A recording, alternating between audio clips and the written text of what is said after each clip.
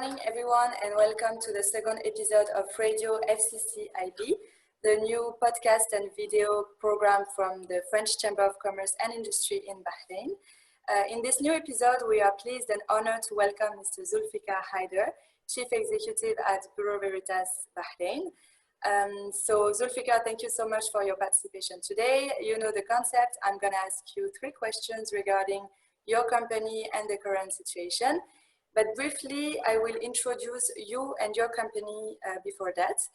So Bureau Veritas Group was founded in 1828 and counts more than 75,000 professionals across the world. And you are supporting all kinds of industrial and services providers in more than 140 countries, I think. So you are the Chief Executive of Bureau Veritas Bahrain, and you have more than 26 years of extensive experience in the testing industry and certification inspection. So my first question for you today will be the following.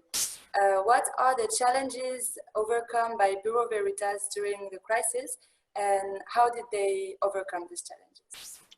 Well, thank you very much, Margot, for having me on this platform.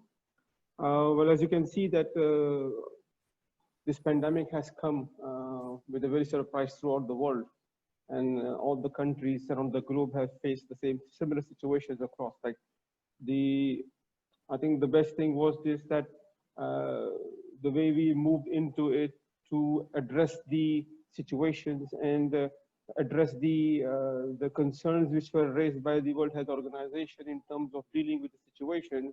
We were very quick in this term. We were very quick in taking action on this, and then we are very grateful to our regional management as well as our local management here, the team which was dealing with this whole crisis in order to ensure the resource management, the availability of the PPEs, availability of the instructions and the procedures, and the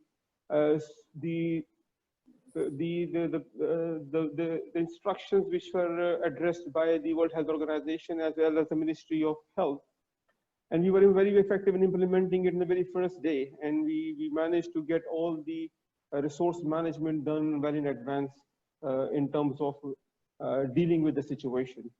Of course, like the government has been very helpful in this regard. The leadership shall be praised with all flying words. I think the way they have handled the whole situation in terms of dealing with it, managing it, and maintaining it to the extent, and supporting the local industries in terms of financial help as well. I think that's marvelous, and we should always be thankful to the leadership of the country.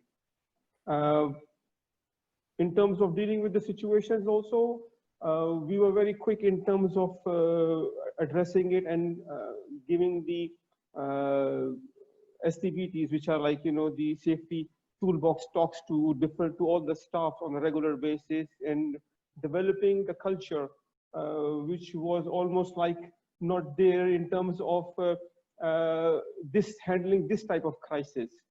We are a HSE company, so all the safety factors and all the safety requirements which are needed to execute the activities were already there in place. But in terms of handling these crises, new additional measures were to be taken in terms of handling this. So we were very quick in terms of putting those procedures in place. All right, thank you very much. And second question is, what solutions were put in place to face these challenges? Well, of course, like, in this situation, you are facing two types of issues. One is to deal with the crisis and come up with the solutions, with the processes that can ensure the safety of your staff and effective control of the cross-contamination that can happen, while knowing that Bureau Veritas, we never closed the office. Like, our offices were still working because we were one of the industries which were not required to be closed out.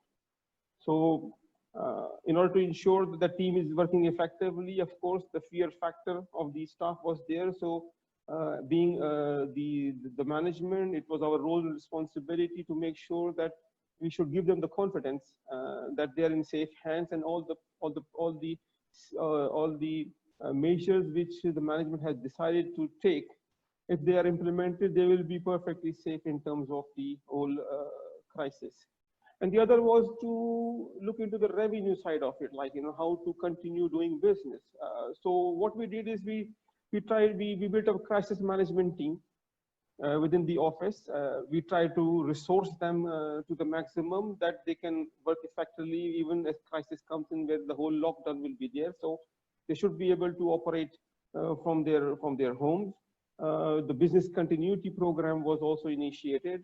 And then we applied all the Ministry of Health guidelines, which were there in order to ensure the continuation of your services as per the Ministry of the Record, which also screening of anybody who comes. First of all, we restricted the movement of the people. We restricted the travel for the staff for coming in or going out. So we confused them. Any visitor who was coming to the office was being screened, and a declaration was being done by them to ensure that they have not traveled to certain countries in the past several days before they can enter the office, if it was really deemed needed to be having a face-to-face meeting. We also limited the face-to-face meeting for all our staff as well. All the meetings that we are doing within the office as part of the management, also we are doing it through our own tools that we have for our own meeting, which is the Teams that we are using right now. Of course, human behavior is one of the major factors here, which was to be taken care of. So we keep on teaching and guiding the staff from time to time that, this is the way we need to handle it. Like, we need to keep this safe distance among us while we are in the office. Also restricted the movement of the people around. We restricted the use of the pantry.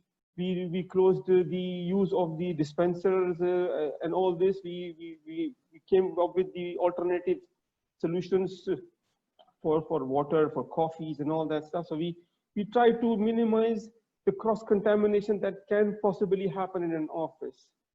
Apart from this, when it comes to the revenue side of it, we try to build up some services very quickly. Our regional, our zonal management and the head office was very quick in terms of identifying suitable services which can add up to the portfolio of Bureau Veritas, keeping in view that we are a QHSE company, and then we are one of the experts in the field of quality, health, safety, and environment.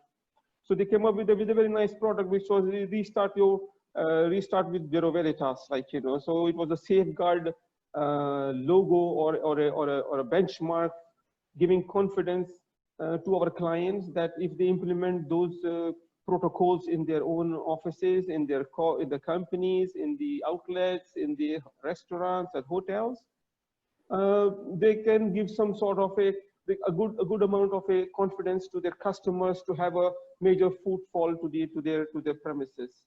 So, and we build this safeguard product based on different sectors, and then our different business sectors people sat down together and designed this whole program.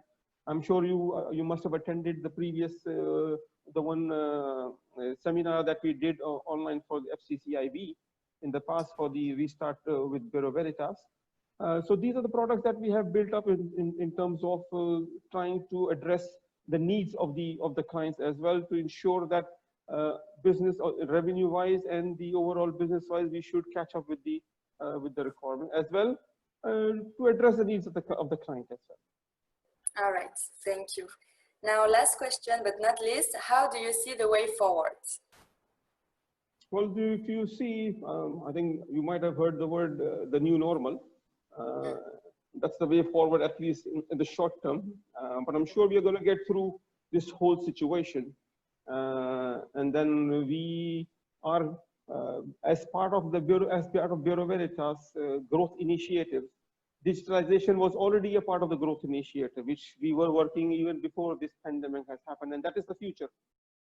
That is the future of the whole world, because this pandemic has taught us several lessons, and the management will start to see how best they can optimize the cost, as well as to make the more services more effective and provide a similar or a better confidence to the client in terms of providing the needs which they are looking for as far as the testing, inspection, and certification services are concerned.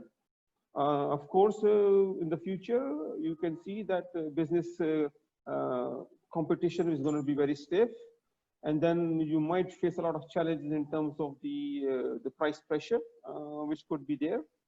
And of course, there are several changes that might happen, like work from home, online activities that like the most affected area for us was the training part of it, because in Bahrain, the training was completely stopped. So we were having that difficulty at that day. So apart from the training, which we have started now doing the virtual training, is the new service we started working on. Apart from the e-learning, we have done virtual training. We are coming up with several programs around the globe where we can do virtual trainings now.